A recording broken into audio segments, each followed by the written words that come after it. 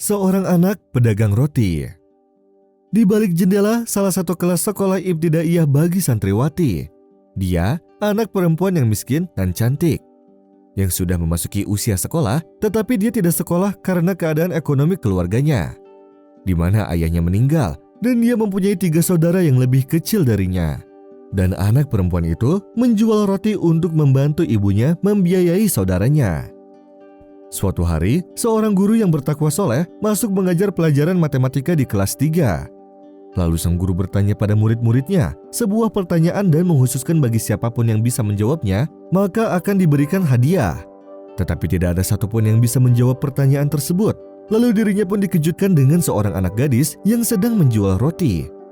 Ia mengangkat tangannya dari arah jendela dan mengacungkan jarinya untuk menjawab. Dan ternyata jawabannya itu benar. Lalu sang guru pun memutuskan untuk membimbingnya dan membiayai semua yang menjadi kewajibannya dari segi kebutuhan sekolah dari upah gajinya. Dan ia meminta kepala sekolah agar menerimanya di sekolah walaupun hanya mendengarkan. Kepala sekolah pun sepakat dan sang guru itu pergi menemui ibunya dan memberitahunya akan hal itu. Dan salah satu saudarinya pun menggantikan jualan rotinya. Setelah beberapa tahun, anak itu menyelesaikan jenjang pendidikan ibtidaiyahnya. Dan dia selalu mendapat juara 1 di antara teman-temannya. Dan hal tersebut terus seperti itu sampai ia pada jenjang yang lebih tinggi lagi. Dan di sini, sang guru pun harus berpisah dengan tanah airnya untuk mengajar di daerah Arab. Dan pada saat itu, dikarenakan belum ada telepon di tempat muridnya tersebut, hubungannya pun terputus dengannya selama 12 tahun. Setelah 12 tahun berlalu, sang guru pun kembali lagi ke tanah airnya. Dan setelah 1 hari dia kembali, dia langsung meninggalkan ibu kotanya dan pergi ke desa muridnya tinggal serta bertanya kepada orang-orang di sana tentang dirinya dan keluarganya. Namun orang-orang menyebutkan bahwa keluarga ini telah pergi ke kota semenjak bertahun-tahun dan tidak ada kabar tentang mereka. Sehingga sang guru pun kembali ke tempatnya di kota dengan keadaan sedih. Sampai suatu hari dia merasa kesakitan di lambungnya dan dia pun memutuskan untuk pergi ke rumah sakit bersama salah satu anaknya.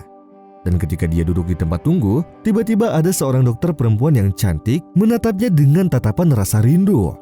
Sehingga sang anak pun bertanya pada ayahnya, barangkali dia mengenalnya. Namun guru itu menjawab bahwa dia tidak pernah melihatnya sebelumnya. Setelah sang dokter memperhatikan orang yang sudah beruban rambutnya, dia langsung bergegas menghampirinya lalu memeluknya sambil menangis dengan suara yang membuat semua orang di tempat itu merasa heran. Semuanya menyangka orang ini pasti ayah dari si dokter perempuan tersebut. Dan ketika sang guru merasa heran, sang dokter pun berkata, "Aku anak kecil yang mana engkau menjadi perantara aku untuk masuk sekolah. Dan kamu telah membiayai dari uangmu hingga aku sampai menjadi seperti ini dengan keutamaan dari Allah Subhanahu wa Ta'ala. Aku anak yang menjual roti dari belakang jendela. Aku selalu berdoa kepada Allah untukmu agar selalu dalam kebaikan. Juga dalam mengamalkan hadis Rasulullah Shallallahu Alaihi Wasallam. Barang siapa berbuat baik kepadamu, balaslah dia. Jika engkau tidak mampu, berdoalah untuknya hingga kalian tahu bahwa kalian sudah membalasnya." Lalu sang guru pun menangis dan tidak percaya apa yang telah didengarnya. Dan saking senangnya, rasa sakitnya pun hilang. Kemudian sang dokter pun mengundangnya serta anaknya untuk datang ke rumahnya dan memberitahu ibunya beserta saudaranya kedatangan seorang guru yang bertemu dengan mereka dan menjadi perantara jalan hidup mereka yang telah berubah. Lalu keluarganya pun mengadakan pesta yang sangat meriah untuk menyambut kedatangan sang guru. Ma 'indakum yanfad wa ma 'indallahi baq.